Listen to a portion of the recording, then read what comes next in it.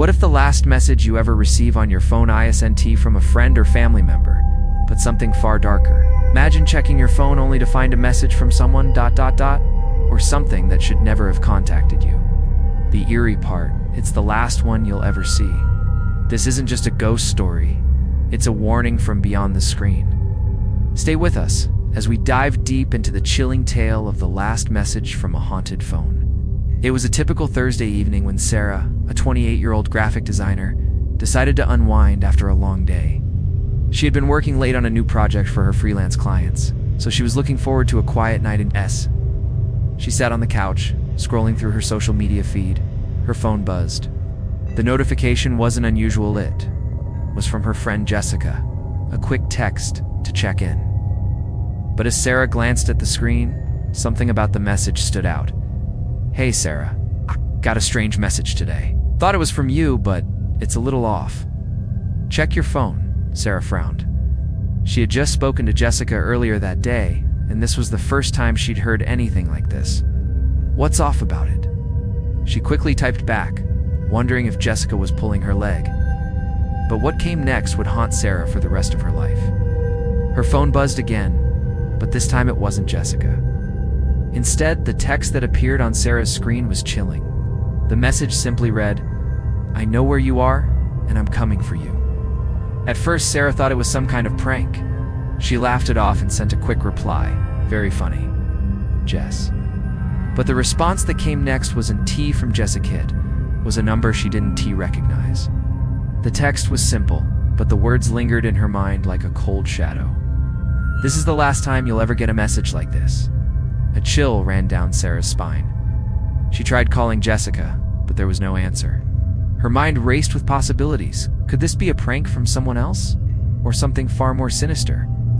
But what she didn't know yet was that the messages she was receiving weren't from any living person at all. They were coming from something far beyond the living world, a force that would stop at nothing to make sure its message was delivered. As Sarah sat there, the weight of the situation began to sink in. The phone buzzed again. The air in Sarah's apartment felt thick, as if every breath she took was heavier than the last. She stood by the window, her gaze fixed on the empty street below. The faint sound of the city's nightlife was barely audible from her third-floor apartment, yet the silence inside her home felt suffocating. Her fingers trembled as they hovered over her phone. Each time it buzzed, her heart raced, thumping in her chest like it was trying to escape. Her mind was spinning. Could this be a prank? It had to be, right? But why did it feel so real? The message from the unknown number, the chilling words, the overwhelming sense of being watched, it all felt too deliberate, too personal. Without thinking, Sarah snatched her phone from the table, her eyes darting to the latest text. The words were simple, yet their meaning twisted in her gut like a sharp knife. "You've been warned. You won't escape this time." A cold sweat broke out across Sarah's skin. She stared at the screen in disbelief. Her mind screamed at her to ignore it, to brush it off as a cruel joke. But the pit in her stomach refused to go away, and the feeling of being watched only intensified. Her hand shook as she clutched the phone tighter. She ran her fingers over the number, trying to find any clue as to who was behind it. But there was nothing, just a random string of digits. She clicked the screen to call back, but the call wouldn't connect. No ringtone, no message, just a cold silence.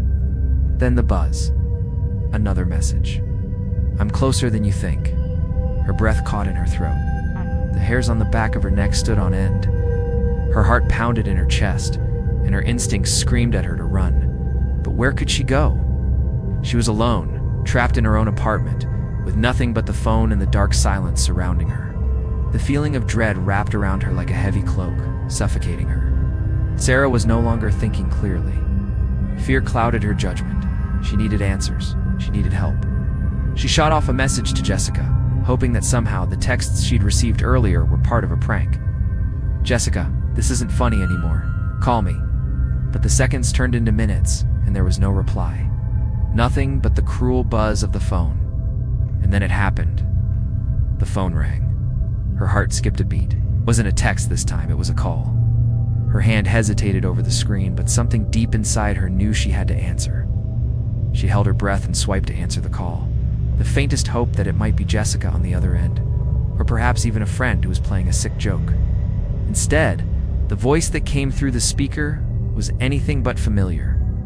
It was distorted, low, and laced with something sinister guttural rasp that sent chills crawling up her spine.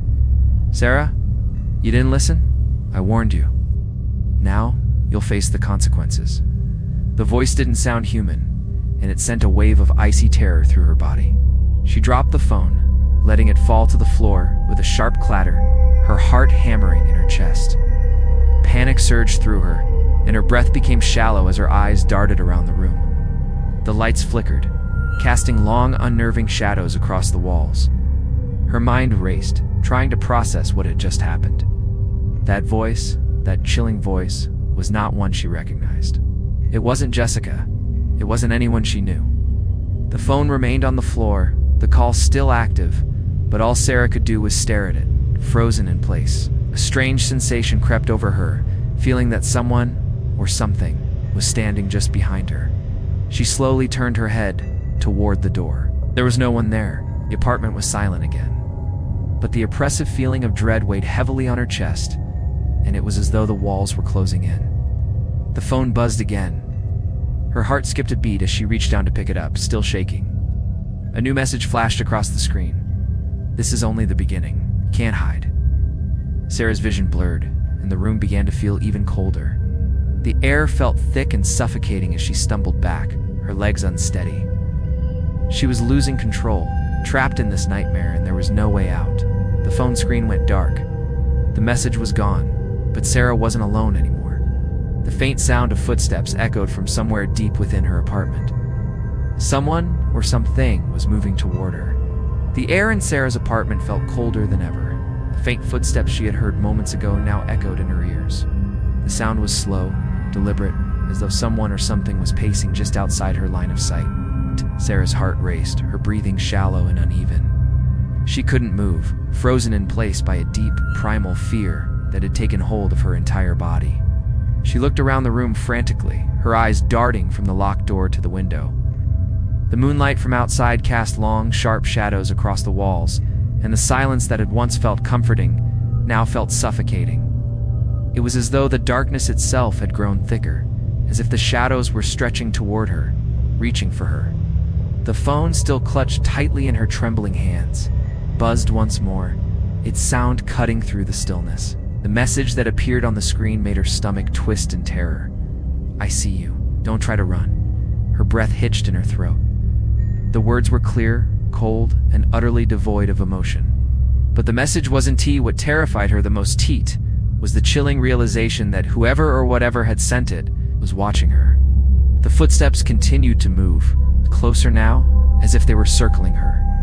They weren't the sounds of someone walking casually through the apartment. They were slow, purposeful, almost as if the unseen figure was toying with her. Sarah felt a surge of panic flood through her body. She dropped the phone onto the couch and leaped to her feet, her mind screaming at her to escape. She darted toward the door, but before she could even reach for the handle, the lights flickered again. The shadows grew longer, more menacing. The air seemed to grow even colder, and she could feel the temperature drop, a frost creeping along the floorboards, chilling her to the bone. She hesitated for a moment, her hand hovering near the door. Was she imagining this? Was it all a trick of her mind, her exhaustion playing tricks on her? She didn't know. What she did know was that something was wrong. Something far worse than any prank or joke was unfolding right before her eyes. Suddenly, the door handle rattled, shaking as though someone or something was trying to get in. "Hush." Sarah gasped and backed away, her pulse pounding in her ears. The footsteps had stopped. The silence was deafening. But Sarah knew that the silence wasn't comforting anymore. It was the kind of silence that only comes before something terrible happens. She backed away from the door, looking around desperately for anything that might help her defend herself. But there was nothing. The apartment, once familiar and safe, now felt like a trap. Her mind raced as she considered her options. She could try to escape through the window, but it was too high up. She could hide, but where? The feeling of being watched was overwhelming. She was cornered, and every instinct in her body screamed that it was only a matter of time before whatever was hunting her found her. Then, just as she was about to make a run for it, The phone buzzed again. The screen was cracked slightly, but the words that flashed across it made Sarah's blood run cold. "You can't run. The game has already begun." The message was chilling, its implications far worse than any prank could have been. Sarah's eyes went wide in terror as she slowly turned toward the darkened hallway. Her gaze locked on the shadows that seemed to move and twist as though alive. A voice, soft, barely a whisper, seemed to emanate from the walls. But it was so low and distorted that Sarah could barely make it out. "Sarah, come closer." The whisper felt like it was inside her head, wrapping around her thoughts, digging into her very soul. She felt a cold breath against the back of her neck, and her body jerked as if to escape, but there was nowhere to go. The air was thick with an unnatural weight, and the silence was unbearable. The footsteps had started again, but this time, they weren't outside her door, or inside her apartment. They were all around her. Panic surged through her veins as she darted for the door, throwing it open with all her might. She was desperate to flee, to escape whatever was in her home, but before she could take a step, something icy and cold gripped her wrist. She screamed, the sound echoing through the empty halls, but the grip tightened, dragging her back into the apartment. A voice rasped in her ear, so close she could feel its cold breath against her skin. "You belong to me now." The world around Sarah seemed to warp, the edges of her vision blurring as the shadows closed in. She was no longer in control. The thing that had been sending the messages, the voice that had haunted her every step, wasn't just a person. It was something far darker, far more dangerous. And it wasn't going to stop until it had her. Sarah struggled against the unseen force, her body thrashing as she tried to break free from the cold, iron-like grip that held her wrist. She yanked and pulled with all her might, but the hand that gripped her was relentless, cold and unyielding. Something that shouldn't have been able to exist in the physical world. Her breath came in ragged gasps, as the shadows around her seemed to grow even darker, enveloping the apartment like a thick fog. Her heart pounded in her chest, and her pulse was deafening in her ears. She glanced frantically around the room, hoping to find something, anything that could help her escape. The walls seemed to press in on her, narrowing her world down to the suffocating darkness that surrounded her. "Let go of me, dum-duh," she screamed, her voice hoarse and desperate, but the voice that responded wasn't her own. It came from the darkness itself, deep, guttural, like something not of this world. "Can't escape. You belong to me now. You will never leave this place." The words crawled under her skin, making her skin prickle with cold fear. The grip on her wrist tightened, pulling her back further into the shadows. The air in the room grew heavier, and with each breath she took, it felt like she was suffocating. Her eyes darted to the door, but it was no use. She couldn't even move her legs, as if the very floor beneath her was holding her in place. Her mind screamed for her to wake up, to escape this nightmare, but there was no escaping it. This wasn't a dream. This was real. Every touch of the cold air, every chilling whisper, was real. And whatever was in her apartment, whatever was haunting her phone, was real too. As the unseen force pulled her deeper into the apartment, Sarah's eyes locked onto the phone, which lay abandoned on the floor. The screen had cracked, but the words that appeared on it were as clear as ever. "I'm always watching. You're mine now." Terror swept through Sarah as she felt the cold breath against her skin again. It's time from behind her, as though something was standing directly in the shadows just behind her. She dared not turn around, afraid of what she might see. Her chest tightened with panic, and her hands began to shake uncontrollably. The phone continued to buzz, the messages relentless, taunting her from across the room. But the worst part wasn't the words on the screen. It wasn't the overwhelming sense of dread filling every corner of the apartment. No, the worst part was that Sarah couldn't remember when the last time was that she had actually seen the light. The apartment, once warm and familiar, now seemed alien, like a place that had been consumed by the shadows. "Where are you?" The voice whispered again, closer now, so close that Sarah could feel the coldness of it seep into her bones. It wasn't just a voice, it was a presence, force. Her mind raced as she tried to make sense of it. The messages on her phone, the distorted voice, the feeling of being watched, hunted, and helpless. There had to be a way out. There had to be something she could do to fight back. But as the shadows pressed in closer, she realized she didn't have any answers. Not anymore. Sarah's legs gave out from under her and she fell to the floor, her breath coming in short, panicked gasps. Her hands scrambled to pick up the phone, hoping against hope that somehow it would help her escape. But when she glanced down at the screen, the words had changed again. "You are never leaving. You're mine forever." The phone slipped from her grasp, crashing to the floor, the screen shattering into 1,000 pieces. But even as it broke, the sound of footsteps, slow, deliberate, began to fill the room. The same footsteps she had heard before. The ones that had been circling her, always just out of sight. She didn't know where to go or even if she could move. Every corner of the apartment now felt like a trap, every shadow hiding something monstrous. She couldn't escape. She couldn't hide. "It's time," the voice whispered one last time, and the temperature in the room dropped so sharply that Sarah could see her breath in front of her. Her hands shook violently as she covered her face, trembling in fear. The footsteps came closer, and the door slammed shut with an unnatural force, locking her in. There were nowhere left to run. And that was when Sarah realized the horrible truth: there would be no escape. The phone had been the beginning, but now the darkness had consumed her. The presence in her apartment, the voice that had haunted her every move, it wasn't just after her. It was after anyone who dared come too close. The phone, the messages, the whispers, they had been a warning. A warning that once you made contact, once you let the darkness in, there was no going back. Sarah's heart thundered in her chest as the temperature in the room plummeted. Her breath formed visible clouds of vapor in the cold air, and every inch of her body screamed for her to escape, but there was nowhere left to run. The dark presence that had been stalking her, tormenting her through messages and whispers, was now closing in. The footsteps she had been hearing, soft and deliberate, had stopped. For a moment, everything was still, like the calm before a storm, but that stillness was deafening. It pressed in on her from all sides, choking the air from her lungs. She couldn't feel her legs anymore. They were numb from fear, from the cold. The shadows around her grew thicker, darker, until they seemed to consume the walls of her apartment.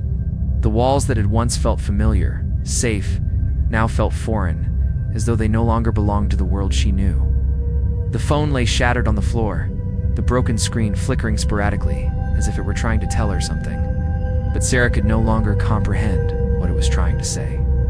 She was too far gone. The whispers came again, this time louder, more insistent, swirling in her mind like a swarm of bees. The voice, that same distorted, guttural tone, spoke directly to her. "You should have listened. You brought this upon yourself."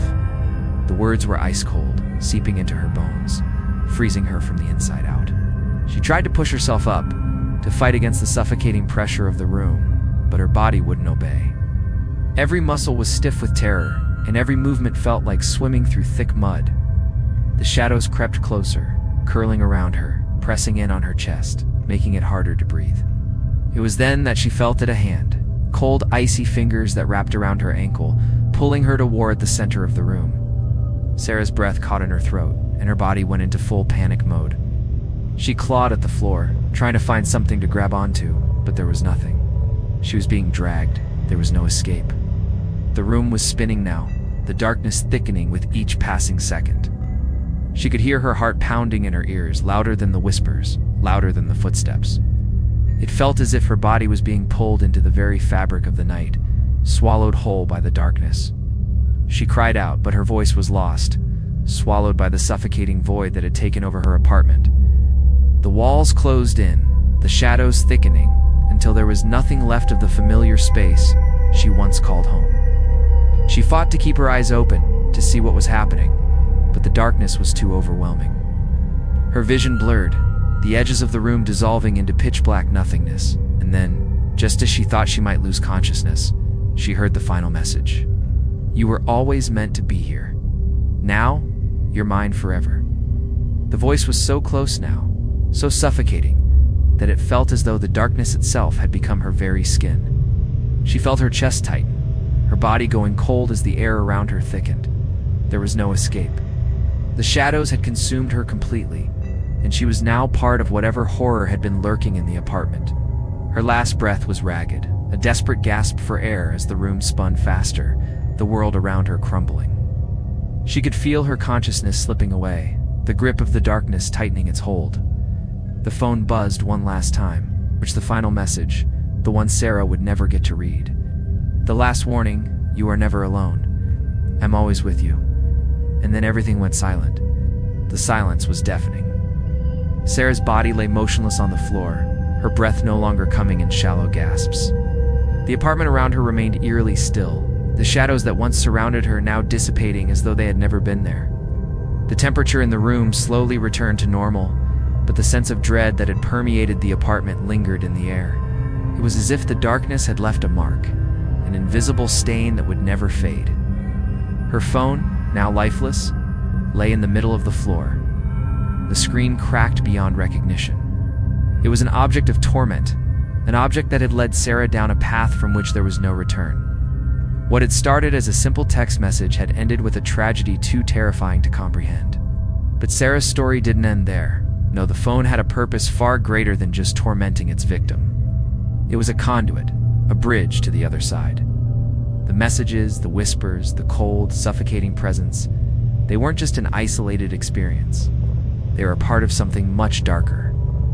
The phone was cursed, and anyone who came into contact with it would soon become part of the nightmare it created. Weeks passed, and Sarah's apartment was untouched, as if frozen in time. Her friends, family, and coworkers had all tried to reach out to her, but they received no answer.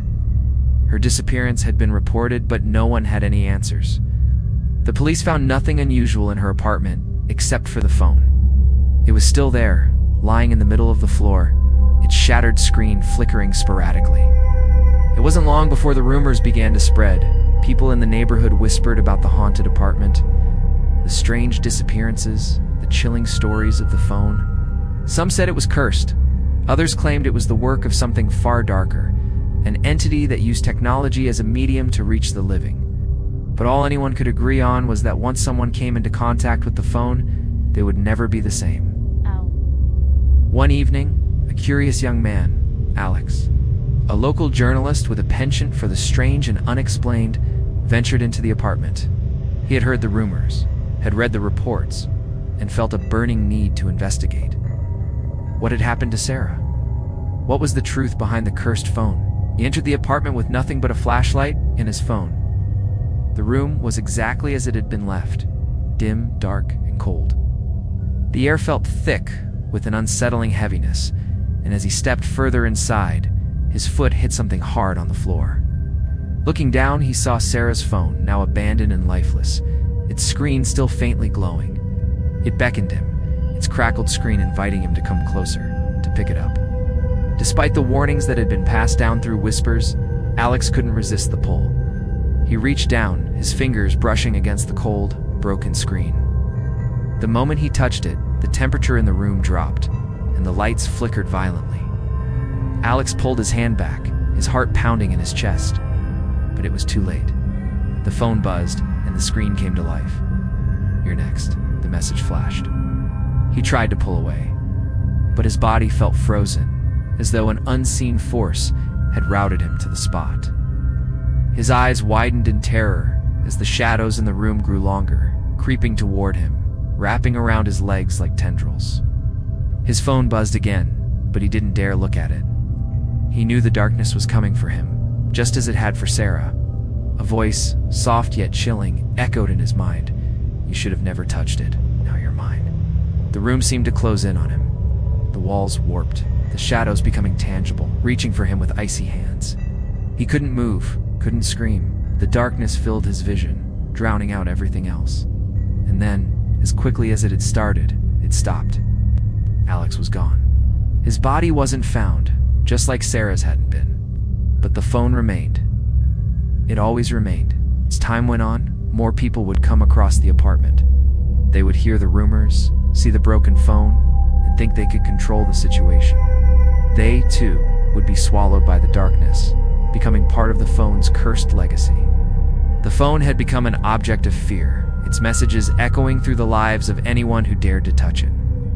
The entity that had started with Sarah, that had moved through her apartment, had only grown stronger with each victim. And now, it wasn't just confined to that one apartment, it had spread. Anyone who found the phone would receive the same haunting message, "You're next." And the cycle would continue.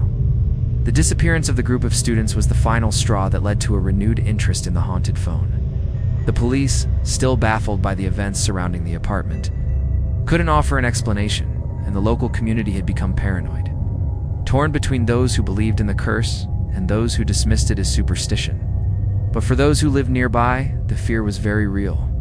In the weeks that followed, the apartment became a place of whispered legends, a chilling reminder that some things should never be tampered with.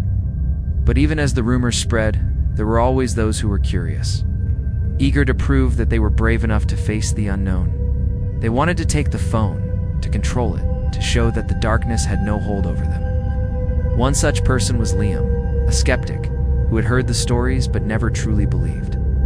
He was a man of science, convinced that there had to be a logical explanation for everything. He believed the phone, the strange events, and the disappearances were simply the result of overactive imaginations. He decided to investigate the apartment, determined to prove that the legend was nothing more than a series of coincidences.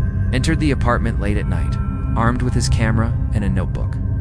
The air inside was thick with tension, but Liam brushed it off, setting up his equipment. He was unfazed by the stories that had circulated. To him, this was just another story to debunk, another piece of fiction that he would expose for what it truly was. The phone sat on the floor, just as it had when Sarah and Alex had found it. It was still cracked, its screen flickering intermittently. Liam took a deep breath and approached it.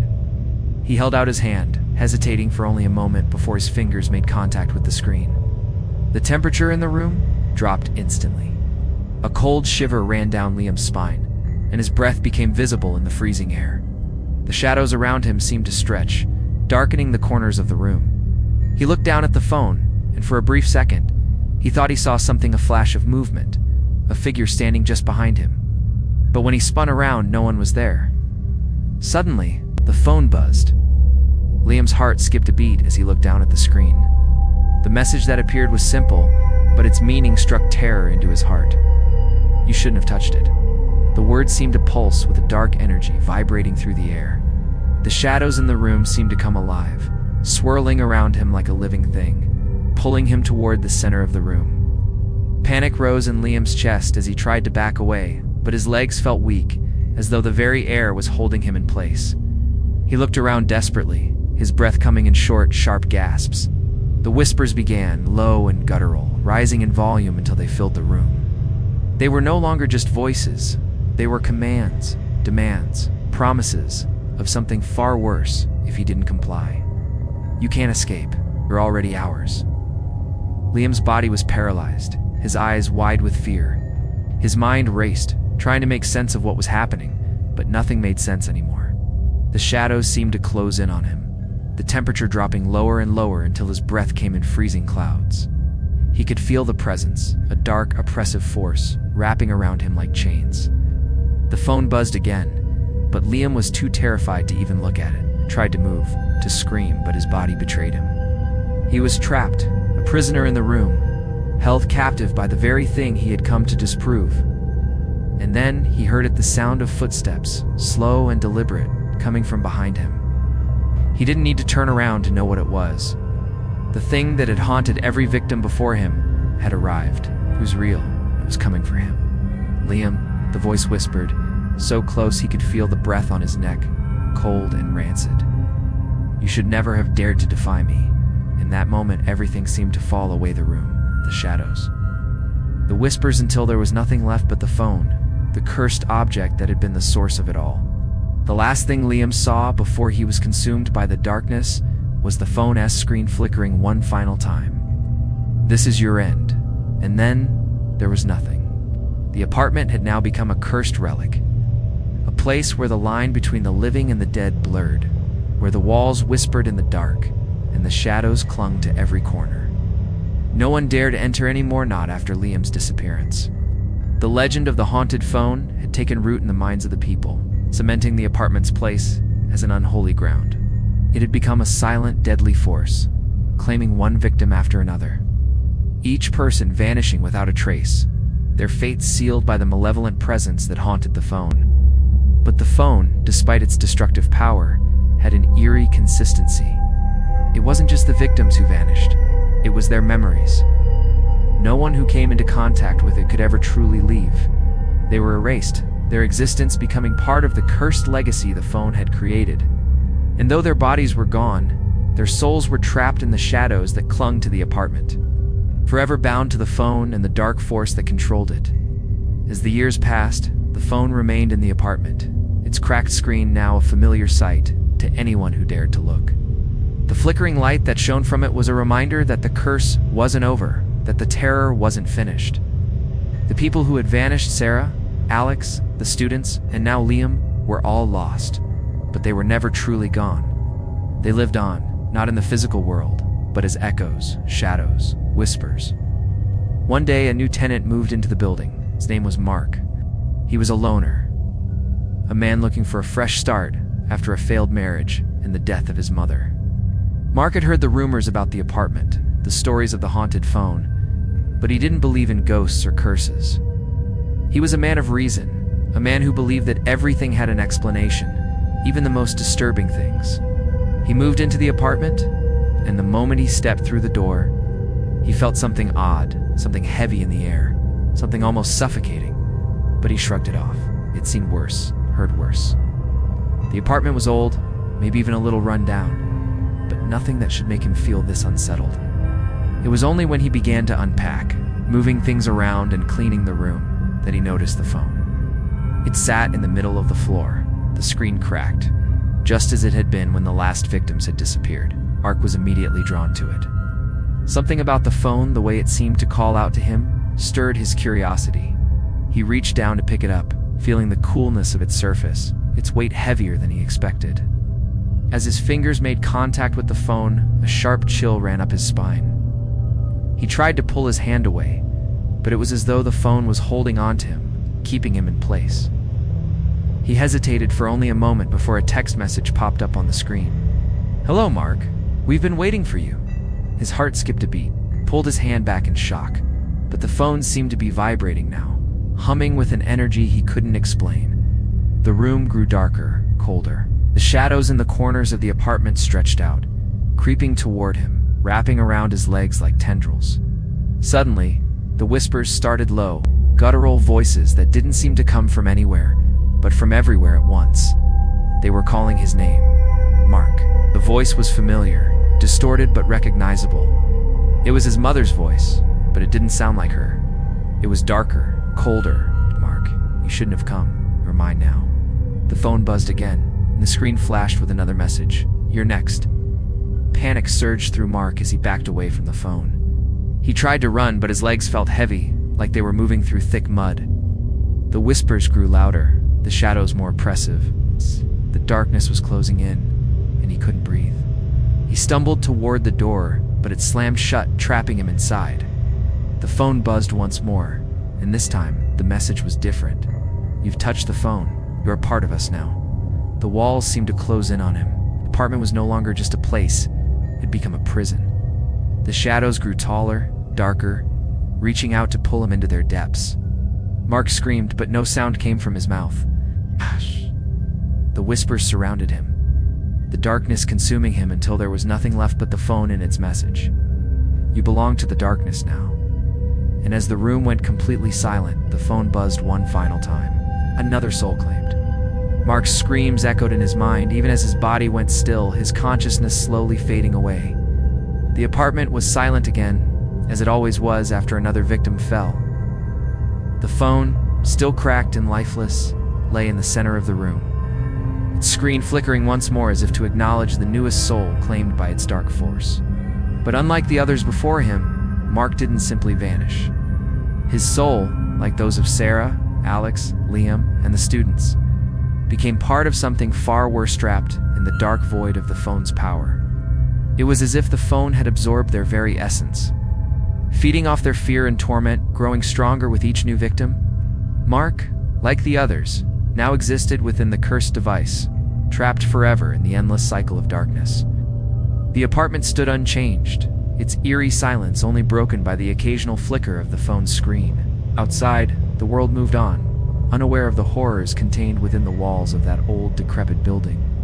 The people who lived nearby went about their lives oblivious to the suffering that had taken place just a few floors up. And yet the phone continued to call to those who dared to listen, to those who were drawn by the whispers of its curse. In the days that followed, the phone began to resonate with a new energy.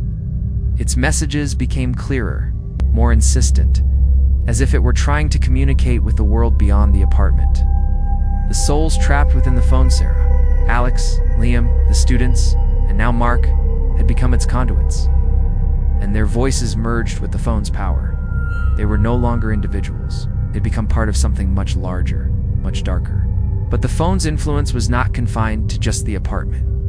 It spread slowly, insidiously. People who had never stepped foot inside the cursed building began to feel its pull. Their dreams were plagued by whispers, their thoughts clouded by dark visions. The phone, in its malevolent power, reached beyond its physical confines, infecting the minds of those who dared to think about it. Those who were foolish enough to entertain the idea that it was just a story. Then, one fateful day, another curious soul, a young woman named Claire, found herself at the apartment door. She had heard the rumors, the stories of the haunted phone, but she didn't believe in ghosts. She didn't believe in curses. Claire was a rational woman, a scientist by trade, and she was determined to uncover the truth behind the disappearances. She believed that every mystery had an explanation, that there was a scientific reason for everything. She had come to prove that the phone, like the others before her, was just an object, a broken device that could be easily explained away. But when she stepped into the apartment, she felt an instant chill, the temperature plummeting as though the very air had turned against her. The apartment felt ... wrong. It was more than just the oppressive silence. It was as if the walls themselves were watching her, waiting for her to make the wrong move. Claire's footsteps echoed through the darkened hallway as she approached the center of the room, and there it was. The phone, still cracked, still glowing faintly in the dim light. Its presence was overwhelming, as though it were calling her name, beckoning her to come closer. She knew the stories, of course. She had heard about the people who disappeared, the souls trapped within it. But Claire wasn't afraid. Not yet. She reached out, her fingers brushing against the cool surface of the phone, and instantly the room went cold. A shiver ran down her spine as the phone buzzed, its screen flickering to life. "Welcome, Claire. Been waiting for you." The words sent a chill straight to her core. Her hand trembled as she tried to pull away, but it was too late. The darkness in the room seemed to shift, to come alive. The shadows moved, crawling toward her like sentient beings, wrapping around her legs, her arms, pulling her toward the phone. Panic surged through Claire's chest as she tried to fight back, but the shadows were too strong. "No!" she screamed, trying to break free, but the voice in her mind, the voice of the phone, grew louder. "You can't escape. You are mine now." The phone buzzed again, louder now, as the darkness closed in around Claire. The very walls seemed to pulse, and the air grew thick, suffocating.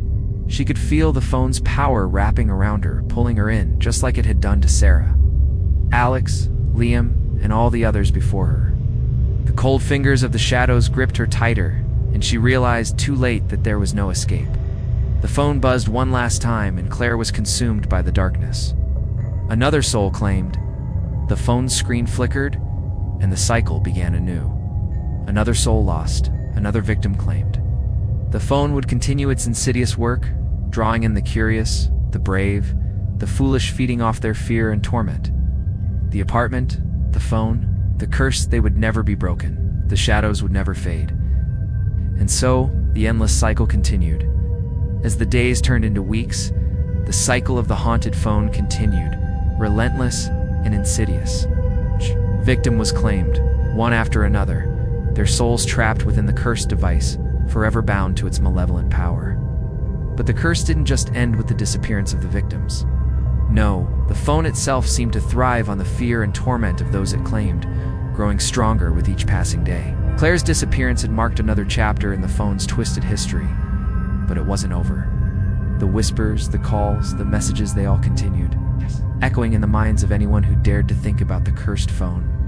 And as the legends of the phone spread farther, so did its reach. People began to feel its presence in their dreams, in their thoughts. The shadow of the phone loomed over them, a constant, silent force waiting to consume the next victim. A month after Claire's disappearance, a new group of individuals arrived. They were determined to prove the legends wrong, convinced that the stories surrounding the phone were merely the result of collective hysteria. The group consisted of 4 friends: Jake, Sarah, not the same as the first victim, Mark, and Emily, each of them a skeptic in their own right. They had heard the rumors of the haunted phone, the cursed apartment, and the countless disappearances. But they didn't believe. They weren't afraid. They had come to the apartment armed with cameras and equipment, ready to expose the truth. They wanted proof that there was nothing supernatural about the phone, that it was all just a myth. They weren't going to let fear control them. But as they stepped into the apartment, the same chill that had plagued all the previous victims hit them, sending a wave of unease through their bodies. The room was cold, darker than it should have been, as if the very atmosphere had been tainted. "We're doing this for science," Jake said with a half-hearted grin, trying to convince himself more than anyone else. The others nodded, but none of them felt at ease. They knew the stories. But their bravado led them to ignore the growing sense of dread that clung to the apartment like a suffocating fog. The phone was still there, sitting silently in the middle of the room, its cracked screen glowing faintly in the darkness. Its presence was almost soothing in its familiarity, but the eerie silence of the apartment made it feel anything but ordinary. The phone was like a black hole in the room, pulling all the attention to it. "All right," Sarah said, stepping forward. "Let's just get this over with. It's just a phone. There's no ghost, no curse. It's all just urban legend." She knelt down to pick up the phone, her fingers brushing the screen. The moment her skin made contact, the air around her seemed to thicken, like the space itself had grown heavy. The phone buzzed. The others jumped back, startled. Sarah's heart pounded in her chest, her breath quickening. She pulled her hand back, but it was too late. The phone had responded, and the dark force that had claimed every victim before them was already at work. The temperature in the room dropped dramatically, and the shadows in the corners of the room grew deeper, stretching toward them like dark fingers. "Did you hear that?" Mark asked, his voice shaky. The others nodded, but the whispers they heard weren't just in their heads. They were coming from all around them, low and guttural, filling the room with a chilling presence. "Shouldn't have touched it. You're mine now." The voice was everywhere and nowhere. It was as though the phone itself was speaking to them, each word twisting and curling in their minds, a threat they couldn't escape. "Let's go," Emily said, her voice trembling as she turned toward the door. But the door wouldn't open. She tried again, but the handle wouldn't budge. The apartment felt like it was shrinking around them, the walls closing in, the air growing thick and suffocating. The phone buzzed again, and the message appeared on the screen. "Welcome to the cycle. You can't leave. Belong to me." The shadows in the room seemed to rise, moving with a life of their own. The floor creaked beneath their feet, and the walls seemed to pulse with an unholy energy. It was as though the apartment itself was alive, feeding off their fear, drawing them deeper into its grasp. They tried to run, but their feet felt heavy, as though the floor was holding them in place. The whispers grew louder, more urgent. "You cannot escape. You belong to the darkness." Jake tried to scream, but his voice was lost in the overwhelming silence of the room. The shadows closed in, wrapping around their bodies, pulling them toward the phone. Emily fell to her knees, her hands reaching out. But it was as if something invisible was pressing down on her chest, stopping her from moving. One by one, they were claimed.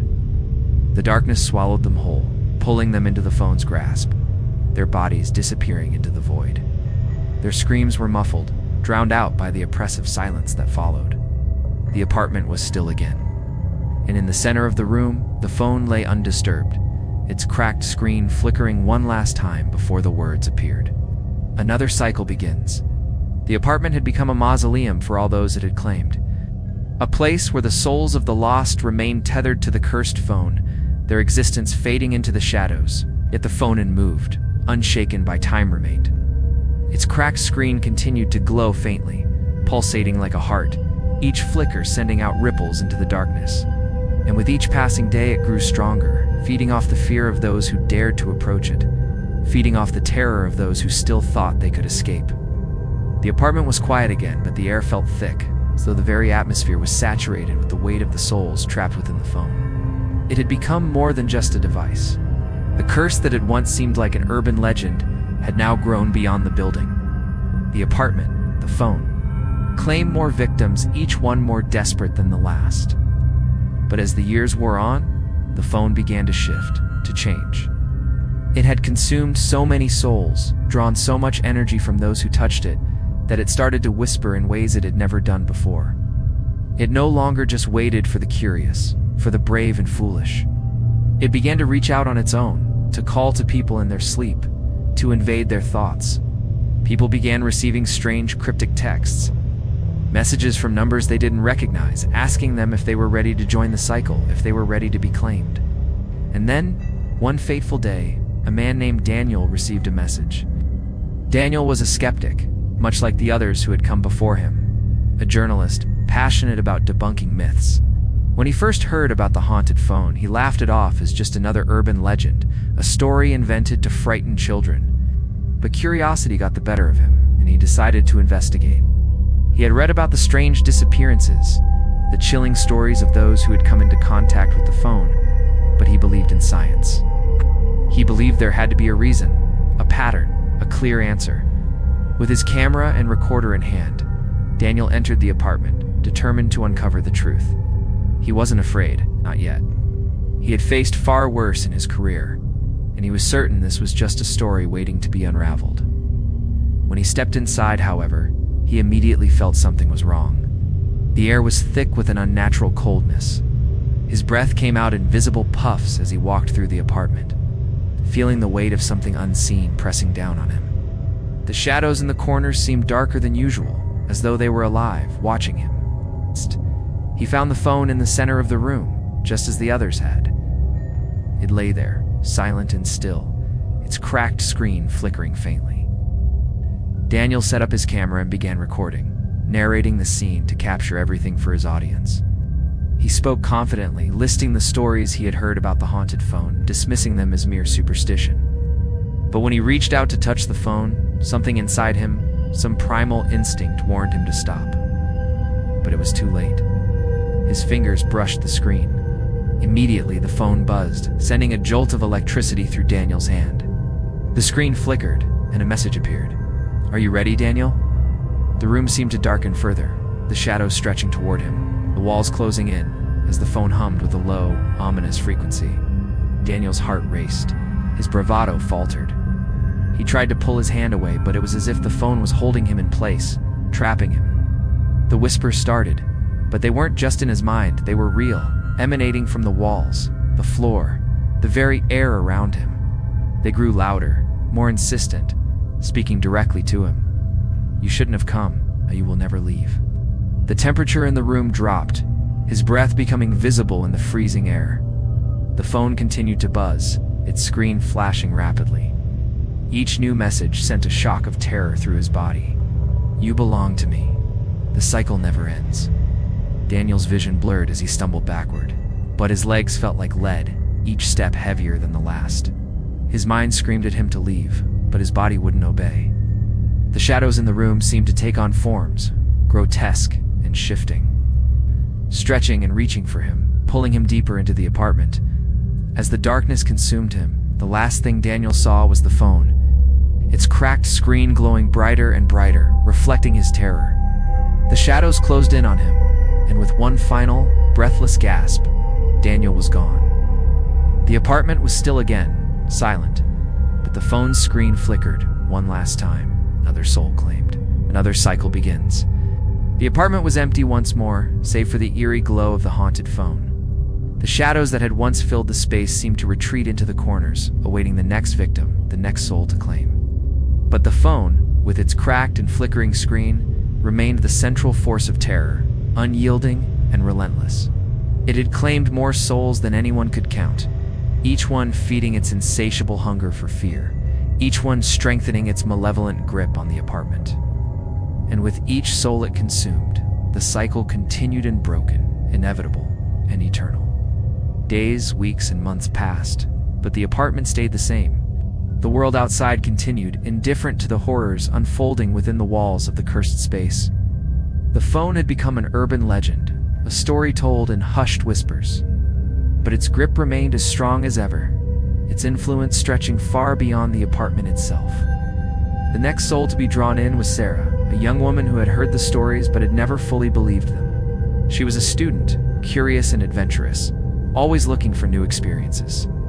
When she came across the apartment's address in an old, dusty book of local legends, she couldn't resist. She was drawn to it, intrigued by the mysteries and the tales of the haunted phone that had trapped so many before her. She didn't believe in curses or ghosts, but there was something about the story that spoke to her desire to face the unknown, to prove that the supernatural was just a myth. Sarah arrived at the building on a crisp autumn evening, the sky darkening as she made her way inside. The apartment had a sense of dread hanging over it, the air thick with an oppressive weight that seemed to press down on her chest with each step. But Sarah, determined to uncover the truth, pressed on. She had heard the stories how the phone lured people in, how it had claimed victims, but she wasn't afraid.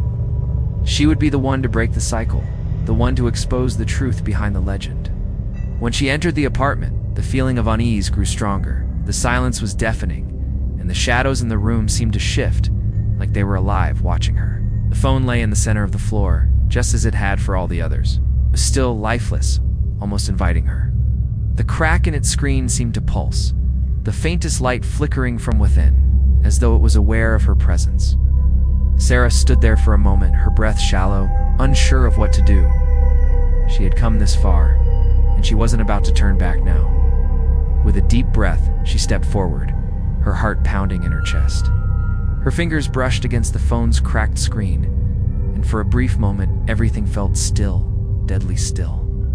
The air around her grew colder, the temperature dropping rapidly, and she could see her breath as a cloud of vapor before her. The phone buzzed. Sarah jumped back, her heart racing. The message on the screen appeared almost immediately. "You've arrived, Sarah." Her breath hitched in her throat. The voice in her head, the one that had whispered her name, sounded so real, so alive. She reached out to touch the screen again, but something in her gut told her to stop, that it was too late. She wasn't the first to touch the phone, and she wouldn't be the last. The cycle was already beginning again, and there was no way out. The room grew darker. The walls seemed to pulse, as if the apartment itself was breathing, alive with some dark, insidious force. The shadows in the corners began to move, shifting and twisting like living things. Sarah's heart pounded in her chest as the whispers started soft at first, but growing louder, more insistent. "You shouldn't have come. You belong to us now." Panic surged through Sarah. She turned to run, but the door slammed shut with a deafening bang. The lock clicked, trapping her inside. She spun around, her eyes wide with terror. The phone had come to life, its screen flashing rapidly, sending bursts of light and shadows dancing across the walls.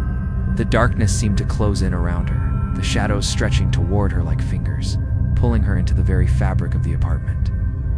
The temperature dropped even further, and the cold air was thick with an unnatural chill. Her breath became visible in front of her as she gasped for air, but there was no escape. The shadows were everywhere now, wrapping around her, suffocating her. "There is no escape," the voice whispered, louder now, echoing from every corner of the room. "You will be part of us forever," Sarah screamed, but no sound came.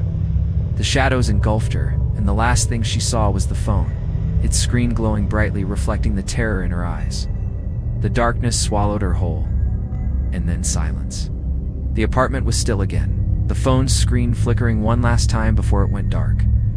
Another soul claimed, and the cycle began again. As the days turned into months, the phone's curse continued to grow, spreading outwards like a silent virus. It became something more than just an urban legend. It was an active force, silently pulling those in who dared to challenge its power. The phone was not merely an object anymore. It was a doorway, a portal to something ancient and dark, drawing the curious and the foolish into its grasp. Each new victim added to the ever-growing chorus of lost souls trapped within its malevolent grasp. The phone, still cracked and flickering, sat in the middle of the apartment, unchanged by time. It waited patiently, as it always did, for the next victim to cross its threshold. Soon another soul would be claimed. David, a 25-year-old college student, had always been skeptical of the supernatural. He prided himself on his rational mind, constantly seeking logical explanations for things that others couldn't explain. But when he heard about the haunted phone, something inside him stirred. His curiosity, as strong as it was, couldn't resist the pull. He had heard the rumors, read the stories online, and seen the chilling footage of people disappearing after touching the phone. But David was not afraid. He was determined to prove it was all just superstition, that there was a scientific explanation for it all. So, with a sense of purpose, he set off for the apartment. The old building, crumbling and forgotten, stood like a silent witness to the horrors that had unfolded within its walls. David's heart pounded as he approached the door, but he shook off the feeling of unease that gnawed at him. This was just a story he was about to debunk once and for all. The door creaked as he stepped inside, the dim light from the hallway barely illuminating the room. His footsteps echoed on the hardwood floor as he walked further in, his breath clouding in the cold air. The apartment was as eerie as the stories had described, but it was exactly what he had expected: old, dusty, and filled with an oppressive silence. He moved deeper into the room, eyes scanning the space. And then he saw it. It sat in the middle of the floor, its cracked screen flickering faintly in the dim light. It seemed almost innocent in its stillness, an object frozen in time. But David knew better. I had come here to prove that the stories weren't real. The phone was nothing more than a broken device, a relic of some forgotten time. His skepticism pushed him forward. David knelt down, reaching out to touch the phone. As his fingers made contact with the cold glass, a sharp, icy jolt shot up his arm, and the room seemed to shift. The air grew heavier, the shadows in the corners of the room growing darker, stretching toward him like living things. The phone buzzed. David froze, his heart pounding in his chest. The screen flickered, and the words appeared in stark, glowing letters. "Welcome, David. We've been waiting for you." Fear clawed at his insides, but he refused to back down. He was determined to prove this was just a trick, a coincidence. The phone buzzed again, louder this time, and the temperature in the room dropped even further. David's breath became visible, hanging in the air like smoke. He backed away from the phone, but the shadows seemed to reach for him, pulling him closer. "You shouldn't have come," the voice whispered, a low, guttural sound that filled the room, echoing in his ears. David's eyes darted around, but the shadows were everywhere, moving, shifting, closing in on him. The phone buzzed again. The message changed. "You are mine now." A cold hand seemed to grip David's chest, squeezing the air from his lungs. Panic surged through him as the shadows pressed in tighter, the room seeming to grow smaller with each passing second. He tried to move, to scream, but his body was paralyzed, as if the very air was holding him still. "No," he whispered, his voice trembling. "This isn't real. It can't be real." But it was real. The shadows twisted around him, wrapping around his legs, pulling him toward the phone. The phone's screen flickered one last time, the words flashing rapidly. "You belong to the darkness now." David's vision blurred as the shadows enveloped him, pulling him into their cold embrace. He struggled, but the more he fought, the tighter their grip became. The air around him grew colder still, and the room seemed to distort, stretching and twisting. And then, just like all the others before him, David was consumed by the darkness. The phone buzzed again, its screen now dark, its job done. The room returned to its unnatural stillness, the shadows fading back into the corners, waiting for the next soul to arrive. David's disappearance was just another piece of the endless puzzle, another soul trapped within the phone's cursed grip. Outside, the world continued, unaware of the horrors that had unfolded within the walls of that apartment. But inside, the phone sat silent once again, waiting for its next victim. The cycle was unbroken. Time had lost its meaning within the walls of the cursed apartment. The phone had claimed so many souls, each victim becoming a whisper in the dark, each memory swallowed by the malevolent force that had taken root. The apartment had become a tomb, a place where the past was forgotten, and only the shadows and the phone remained. The entity that had claimed so many victims grew stronger with each soul it trapped. It was no longer just a force, it was an entity, an ancient presence that existed beyond the physical world, feeding off fear and torment, its power growing with each victim it consumed. But the phone, the cursed device that had brought so much darkness into the world, was not content to remain hidden. It had become an extension of the entity, a conduit that reached out to the world beyond the apartment, seeking more victims to add to its collection. The phone was no longer a passive object. It had become an active force, a living thing with a singular purpose: to feed, to claim, to grow stronger. One evening, a man named Henry, an investigative journalist with a keen interest in the paranormal, arrived in the city. He had heard whispers of the haunted apartment and the cursed phone. He had been tracking the rumors for months, piecing together the fragments of stories from the few who had dared to speak of it. The disappearances, the strange happenings, the people who had vanished without a trace, all of it led back to the same place: the apartment with the haunted phone. Henry had spent his career debunking supernatural myths, exposing hoaxes and frauds. But this was different. Couldn't explain what had happened to those who had entered the apartment, and his curiosity pushed him to seek the truth. He arrived at the building late at night, determined to uncover the secrets hidden within. Armed with a recorder and a camera, he entered the apartment, unaware of the force that awaited him inside. The moment he stepped across the threshold, the air around him seemed to shift. The temperature dropped, and the familiar scent of dust and decay filled his nostrils. It was colder than it should have been, and the silence in the apartment was oppressive, suffocating. He moved cautiously, his eyes scanning the dimly lit room. The shadows seemed to move with him, always just out of the corner of his vision. And then he saw the phone. It lay in the center of the room, its cracked screen flickering faintly, as though it were alive. Henry's heart raced, but his determination to uncover the truth kept him moving forward. He stepped closer, reaching out to touch it. The moment his fingers brushed the screen, the room seemed to explode with darkness. The shadows stretched, swirling around him, and the air grew thick with an unearthly pressure. The phone buzzed. Henry stumbled back, his breath shallow as the screen flashed with a new message. "You shouldn't have come. Henry, you belong to me now." The words seemed to echo in his mind, vibrating through the air like a pulse. His body froze, and the world around him blurred. The room felt like it was closing in, the shadows moving toward him, wrapping around his legs, his arms, his chest. The darkness was alive, feeding off his fear, drawing him closer to the phone. He tried to move, to scream, but his body wouldn't obey. The shadows tightened their grip on him, dragging him toward the phone, toward the entity that had been waiting. The whispers began, low and guttural, filling his ears with promises of eternal torment. "You will never escape," the voice whispered, a cold, hollow sound that seemed to come from every corner of the room. "You will be mine forever." The phone buzzed again, and Henry's vision went black. His body went limp, his consciousness slipping away as the darkness consumed him. The phone had claimed another soul, adding Henry's name to its long list of victims. As the room fell silent again, the phone screen flickered one last time. The words flashing across it, "Another soul claimed. Another cycle begins." And so, the cycle continued.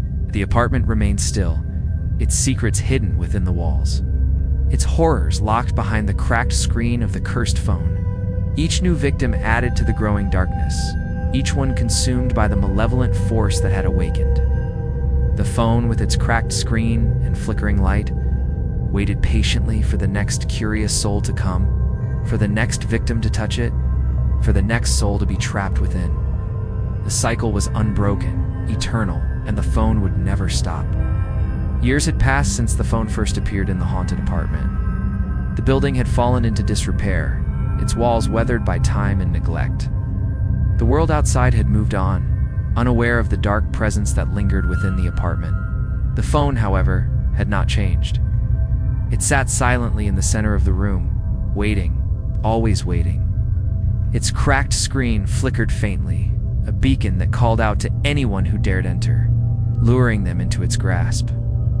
The curse, which had once seemed like an isolated horror, had grown beyond the apartment's walls. The phone's reach extended far, spreading its dark influence through whispers, dreams, and inexplicable feelings of dread. People began to feel the phone's presence without ever stepping foot in the apartment. It appeared in their thoughts, in the edges of their consciousness, urging them to learn more, to seek it out. Some would wake up in the middle of the night, drenched in sweat, heart racing, as though a shadow had been watching them from the darkness. Others would receive strange texts from unknown numbers, cryptic messages with chilling words. "Are you ready? Hell, you're next." But it wasn't until a new victim, Zoe, wandered into the building that the cycle began again in full force. Zoe, a 22-year-old psychology student, had spent her life searching for answers to things that couldn't be explained by science. The supernatural fascinated her, but she had never fully believed in ghosts or curses. She had heard about the haunted apartment from a classmate who swore it was real, but Zoe had always thought it was nothing more than an urban myth. That was until she found the name of the apartment building in an obscure file she had stumbled upon during an internship. Intrigued, Zoe dug deeper, uncovering the stories of those who had disappeared. Sarah, Alex, Liam, Mark, Claire. Each name was linked to the apartment and the cursed phone. What intrigued Zoe most wasn't the curse itself, but the fact that no one had ever fully explained it. The idea of a phone having this much power, this much influence, pulled her in like a magnet. Zoe wasn't afraid. She was determined to uncover the truth. This was the kind of mystery that could catapult her career, and she was willing to take the risk. She would be the one to debunk the legends, to expose the haunted phone for what it really was. Just a piece of technology, nothing more. She arrived at the apartment building in the late afternoon, the sun casting long shadows over the crumbling structure. It felt oddly quiet, like the building was holding its breath. Zoe made her way up the stairs, the creaking of the old wood beneath her feet adding to the sense of foreboding that was growing within her. When she reached the door to the apartment, she hesitated for a moment, but her resolve won out. She had come this far. She wasn't about to back down now. As she stepped inside, the first thing that hit her was the cold.